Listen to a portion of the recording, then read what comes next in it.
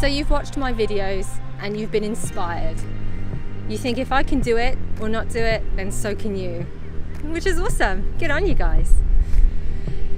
I thought this time I would strip it back to the basics. I thought I would be a little bit more serious this time and actually talk about some of the things that you might need if you were tempted to give surfing a go too. So the first thing you're gonna need, obviously, is a surfboard. When I started getting into surfing, I was looking at all the people on the shortboards and thinking how awesome they look, doing all their tricks, and I thought that looked really easy. But then when I started asking questions and I gave it a go for the first time, I realized that I wasn't gonna get anywhere on one of those little boards. The best board that you can start off with is either a longboard or a foamy or fun board. So I've got an 8-foot Mini Mal, and here is my beast. 8 foot of pure delight. But trust me when I say, and I am probably one of the world's most stubborn people, you don't want to start off on a short board. Take it easy, take your time. You've seen it's taken me a long time to do pretty much anything. Start off on a longboard. So a longboard is good for beginners because they're big, which means that your balance is going to be better improved on a longboard, and they just provide more stability than you would find with a short board.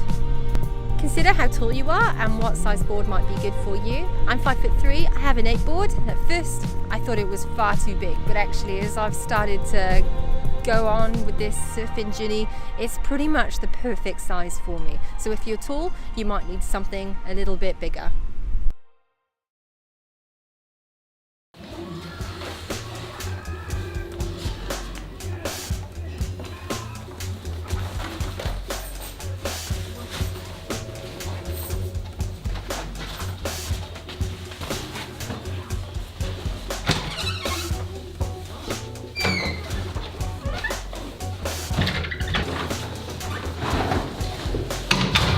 So as you can see, it's a bit difficult trying to manoeuvre an 8-foot longboard around an apartment.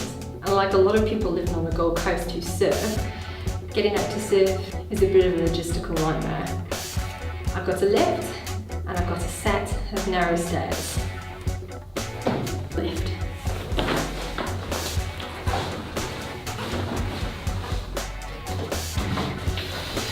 Alright, navigating the lift.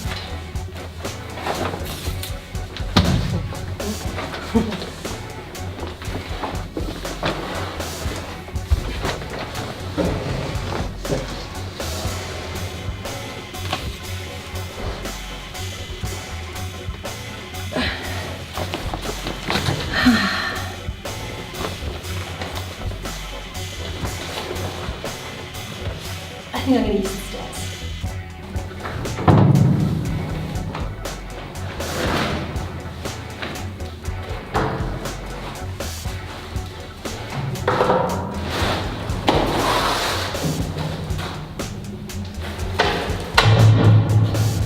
Stage 1 complete.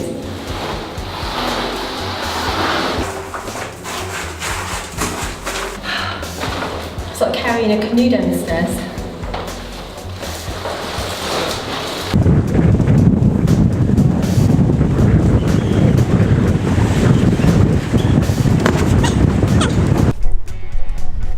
So as you can appreciate, having a bag for your surfboard to go into is pretty important.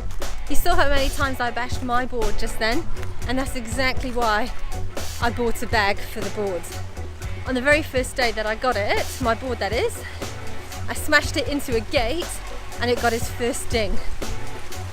So I really encourage you, if you want to keep your surfboard in check, to buy yourself a bag. Don't be a Sarah. Okay, so you got your board, you're pleased with it, you're ready to go out. There's one important thing that you need to remember to do, and that is waxing. Now, when you first get your surfboard and it looks beautiful and it's shiny and smooth, to take a block of wax is like having a brand new car and drawing all over it with a Crayola. It hurts, but it's a necessary evil. All you really need to know when you're buying your wax is to buy the right one for the water conditions that you're going to be surfing in. So I use a warm wax for water that's between 21 and 29 degrees. So it is important to make sure that you're getting the right wax, because if you get the wrong one in the wrong water, you could end up melting your wax and sliding off and looking like a fool. So I'll show you how to wax your board.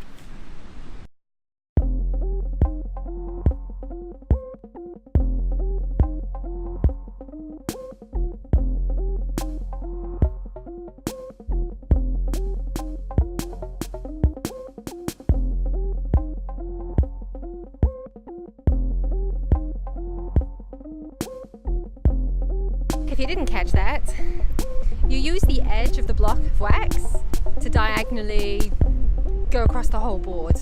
In the opposite direction, you diagonally drag that block of wax across. And then once you finish that, you get the edge and you literally just go all over it, just almost as if you're coloring in the lines. And the reason that you do that is on a long board, you're going to be moving around quite a lot on it. So you're going to be stepping around and you want to have that grip everywhere. Otherwise you're going to slide off. Okay, beautiful board, beautifully waxed. Next thing you're going to need is one of these, a leash. So the second most overwhelming thing you'll come across when you're looking for equipment is the range of leashes. You want to get yourself a decent leash, and thankfully this is one. So you want to be thinking about how thick the cord is and how secure that leash strap is. You don't want to be separated from your board, but at the same time, if you need to come away from your board quickly, you want to make sure that you can release yourself as fast as you can. And by having a good quality leash which you can detach quickly is pretty important. As a rule of thumb as well, the length of your leash should correspond to the length of your board. So my board is an 8-foot board and my leash is just a little under 8 foot as well.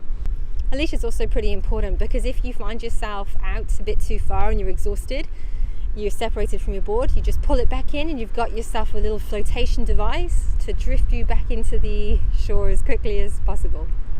Next up, fins. A lot of boards don't come with fins, some do. Don't be fooled into thinking it's optional. You need fins. You can have between 1 and 5, it's totally up to you, but do not get on that board without any fins. So just like with a good quality leash, you need yourself a set of good quality fins too. These fins here are solid and durable. They're going to withstand a lot of to and fro in the water. They're also going to hurt pretty hard if they hit you in the face, but hopefully that's not going to happen. What am I going to wear? So during the winter on the Gold Coast, I've been wearing a 2mm, sort of like a shorty wetsuit. It's got full arms, but not really any legs. I usually wear those with a pair of surf tights that are super, super thin. The water's never really colder than 21 or 22 degrees here, and I find that's ample enough.